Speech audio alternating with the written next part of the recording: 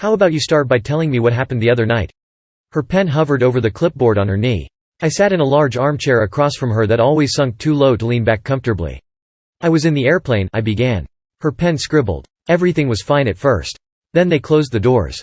I heard the airlock hiss and then the vents. I paused. The scratching of pen on paper stopped. Then the vents turned on, I continued. You know, the ones that blow air above every seat? They say recycled air has no smell, but it does. At least to me it does. Dusty. Like old photo albums, or an attic, or… Did this trigger something for you? She asked as she finished writing down a sentence. I nodded. Can you walk me through that memory? I nodded again. I can try. I was 28 years old and had been training with the space station for 15 years. They started us young to ensure the vetting process would take only the best. Out of 30,000 applicants from all over the world, only 10 remained. I was one of them. That morning, I'd said goodbye to all of my friends and loved ones. We were set to go on a mission into deep space. No end date. No promises to return home alive. But none of that mattered. I'd been waiting almost half my life for this day and it had finally arrived. My hands shook so much on the elevator ride up to the hangar that I pressed the wrong elevator button 3 times. By the time I reached the hangar, my other 9 crewmates were already getting dressed for the trip. The doors opened to a quiet room with everyone more or less concentrating on their own preparations. Maybe an occasional handshake or greeting. The thing about starting off with 30,000 trainees and narrowing down to 10 is that a lot of us had never actually met each other. Of these last 10, the only one I'd met before was Angel, and that was only because we shared a training session during our last year. She stood on the far side of the room in front of an array of spacesuits on the wall. "Purple or cyan?" she asked, eyes on the wall. "Purple," I said. "It'll go well with the dull gray of the ship's walls." She smirked and grabbed the purple suit off the rack, tossing the cyan one to me. The spacesuits made for this mission were different than the ones used for any other kind of space travel. They had to last longer and endure extreme temperatures unlike anything in our solar system. One of the side effects of making such a robust suit was that the helmet was completely opaque. Something about blocking out harmful radiation. So, in order to distinguish one astronaut from the other, the suits were different colors. Pretty soon, all of us were suited up and ready. Our instructors had warned us there would be no time to get to know each other before the mission, and they were right. As soon as the last person's suit was on, the hangar doors hissed open and our lead walked us out and toward the ship. For now, we would address each other by our colors. Cyan, purple, yellow, orange, blue, red, green, black, white, and brown. We filed into the ship one by one and took our seats in the navigation room of the ship. There were 10 cockpits, one for each of us, each fitted with a navigation module. The ship was so large it had to be piloted by all 10 of us. Then, once in orbit, the ship required that all of us complete specific tasks every day to keep everything running smoothly. "You look like a blue raspberry popsicle," Angel's voice buzzed in my ear. I turned to look behind me and saw Purple, who cocked her head and waved. I rolled my eyes and then, remembering she couldn't see me, tapped her name on the LCD screen on my suit's arm to send a private voice message.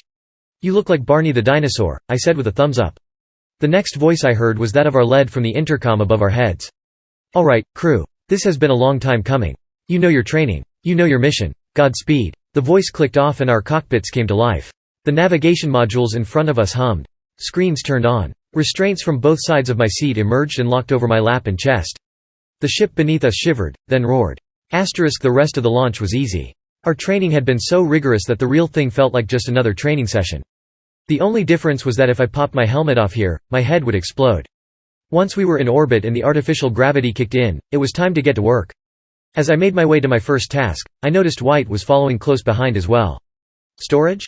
I asked. "Yep." I busied myself by filling up canisters with oxygen. White sat down at a station to upload data. I finished before him and moved on to my next task in the electrical room. One thing about the protective tin on our helmets was that it sometimes made it difficult to distinguish between colors, so the normally easy task of connecting wires together proved to be extremely annoying. It didn't take long for someone to join me. "Need help?" Purple tapped on my shoulder. "Angel," I said, grateful to have a distraction. "You finished with your tasks?" "Getting there," she said, "just wanted to make sure you hadn't lost your marbles yet." I chuckled and finished connecting the last wire. "Got it," I said. "Well, I seem to be doing okay for myself so far." I started to move toward the exit when Purple stood in front of me. "Oh? What's next on the list, then?" she asked. "Looks like—" I scrolled through the LCD screen on my arm, "admin.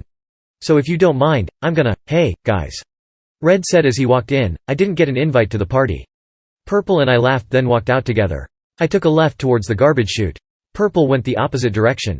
I walked into the admin room and checked the map to see if everyone's suit was working properly.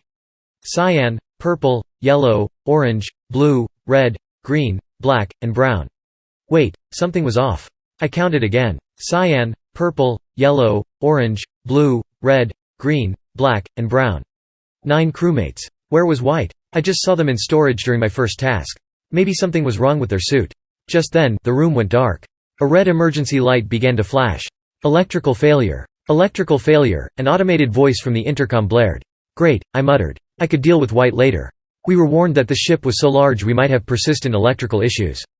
The fix was easy enough, just a simple switch on the breaker, but it was concerning to have an issue on our first day.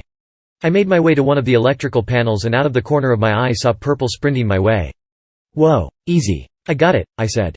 What? Oh, right. Lights. Thanks, she huffed. I flipped the switches and the red lights were replaced by normal lighting. There we go. By the way, have you seen White recently? I checked the admin and it looks like their suit's acting up, I asked.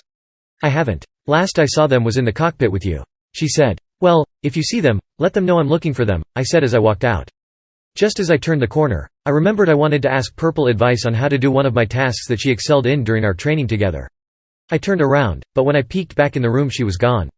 I was confused. There was nowhere to go. The room only had one exit. Had I just missed her? I stepped in the room to look behind the door and almost tripped on a loose vent grate on the ground. What? I grumbled to myself as I kicked the vent back in its place. The rest of the day went by smoothly, except I still hadn't seen White. Throughout the day, I passed by yellow, brown, green, and black, and none of them had seen White either. It's possible White realized something was up with their suit and fixed it. I went back to the admin to see if his icon on the map was working, but when I pulled it up, I only saw 6 icons. Cyan, purple, yellow, red, black, and brown. Where were White, orange, green, and blue? I navigated to White's name on my communication device to send a private voice message. White? You there? No answer. Then orange. Orange, please respond upon receipt, it's urgent, static. No luck for green and blue either. I walked out of the admin determined to find them in person. I remembered that I saw purple and red in the cafeteria on the map, so I made my way there. I went to push the doors open but stopped to peer through the small window just in time to see Purple pierce a knife through Red's torso. My hands went numb. I froze, said nothing. The smallest sound would have revealed my location. I watched as Purple crouched next to the body and disappeared into a vent on the ground, out of sight. I knew Red was dead as soon as I saw the pool of blood. The moment I could tear my eyes away, I bolted through the doors, making my way across the room. I needed to get to the navigation room. I needed to turn the ship around, warn my leads on Earth, warn whoever was left on the ship. I desperately tried to remember who I saw on the map in the admin. Purple, me, yellow, black, brown. Who else? There was one more. I charged into the weapons room and nearly bowled over Black, who was making their way out.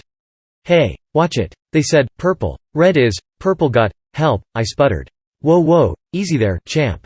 From the beginning. What's going on? He asked. Purple murdered Red. I grabbed Black's hand and yanked him into the navigation room with me, slamming and locking the door behind me. Hey, what are you? We have to get back, I said, furiously pressing buttons and rerouting the ship. What are you nuts? We can't just. I leapt back and shoved Black against the wall. Listen, I hollered. He shut up. I explained everything I'd seen since the day started. That we were missing 5 crewmates, that they probably suffered the same fate as Red. An imposter? Black stuttered. I nodded. But how? I don't know, all those years of training. Just for this, I finished. Then I turned around and punched in new coordinates into the navigation system. We have to get back to Earth. Cyan, wait, Black said. There are 5 crewmates left out there. We can't just leave them like that. Without tearing my eyes away from the navigation module, I asked, Black, what is our mission? What do you mean? Our mission, I repeated. What is our mission? To return home safely, and efficiently as possible, we said at the same time. If we go back out there, I said, we might not make it back. A moment passed. Then Black nodded. He took a seat next to me and fired up the engines. In order to operate the ship, the 2 of us would have to do the job of 10 people. I sent out the new coordinates and waited. Before long, the nose of the ship tilted. The engines roared. We were heading home.